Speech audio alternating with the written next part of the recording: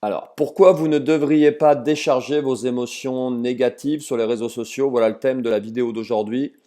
Je vous avais déjà parlé de ce thème il y a quelques mois en arrière. J'avais posté un article sur ma page Facebook sur le sujet. Comprenez bien que rester dans un état émotionnel négatif comme la colère, la peur, la peine, la rancœur, eh bien c'est un choix et c'est un choix qui vous appartient. En l'exprimant sur un réseau social comme Facebook, eh bien vous le validez ce choix. Vous l'ancrez en vous et surtout vous en démultipliez les effets négatifs. Entre autres, vous attirez à vous par la loi de l'attraction des énergies de la même vibration. Et comprenez que au travers du pouvoir exponentiel d'un réseau comme Facebook ou Twitter, eh bien, vous démultipliez les effets de cette attraction-là. Beaucoup de personnes ont accès à ce que vous postez. Les amis de vos amis ont accès à ce que vous postez. Comprenez que l'énergie qui est libérée est beaucoup plus grande que juste se plaindre à sa copine autour d'un thé, par exemple.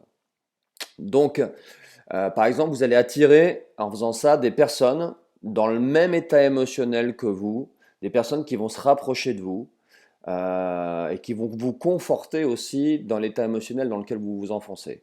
Vous allez attirer à nouveau à vous aussi des événements qui vont vous conforter dans le choix, par exemple, d'être en colère ou d'être dans la rancœur. Donc, encore une fois, c'est un choix. Vous faites le choix de rester là où vous êtes, de rester dans la situation émotionnelle où vous êtes. Alors, pourquoi faire ce choix? Peut-être qu'en ce moment, vous ne concevez pas d'autre chose. Vous êtes tellement dans la noirceur que vous ne concevez pas d'autre chose. Et aussi, certainement, parce que c'est confortable. C'est confortable de rester dans cet état émotionnel-là. On attire à nous un peu de compassion, beaucoup de pitié.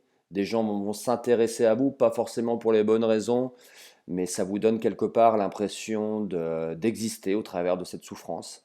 Parfois aussi, cette souffrance, c'est le seul lien qui vous reste avec la personne peut-être qui vous a blessé ou qui vous a quitté, et vous avez du mal à rompre ce lien.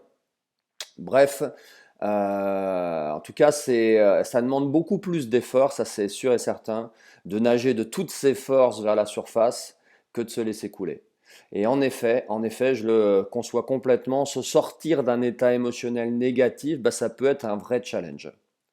Et lorsque je démarre cette vidéo en vous disant que de rester dans un état émotionnel négatif, bien c'est un choix, c'est votre choix, eh bien c'est pas complètement vrai. Pour qu'il y ait un véritable choix et que ce choix soit éclairé, il faut que vous soyez pleinement conscient de cet état émotionnel, que vous soyez pleinement conscient de son impact sur vous, de son impact sur votre santé, mais aussi sur l'impact que vous pouvez avoir sur la santé des personnes qui vous entourent. Et tant que cette prise de conscience n'est pas faite, eh ben, vous n'aurez pas l'énergie pour vous en sortir. Okay. Par contre, savoir qu'un état émotionnel négatif prolongé peut détruire vraiment votre santé, ça va peut-être vous donner l'impulsion, le déclic pour bouger, le déclic pour vous donner envie de sortir dans cet état émotionnel.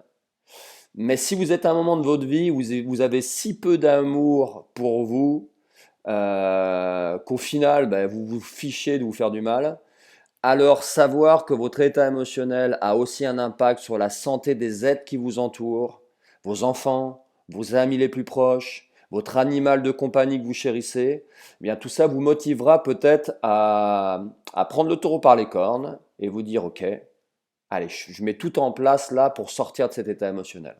Okay. Mais c'est la première chose, vous devez en avoir envie. Vous devez en avoir envie. Tant que vous n'avez pas conscience des ravages de cet état émotionnel, c'est facile de se laisser enfoncer là-dedans et de ne pas véritablement avoir envie d'en sortir. Okay. Donc une fois que vous avez conscience de ces paramètres, vous êtes libre. Libre à vous de rester dans votre colère, dans votre peur, dans votre rancœur, mais au moins vous le ferez en connaissance de cause.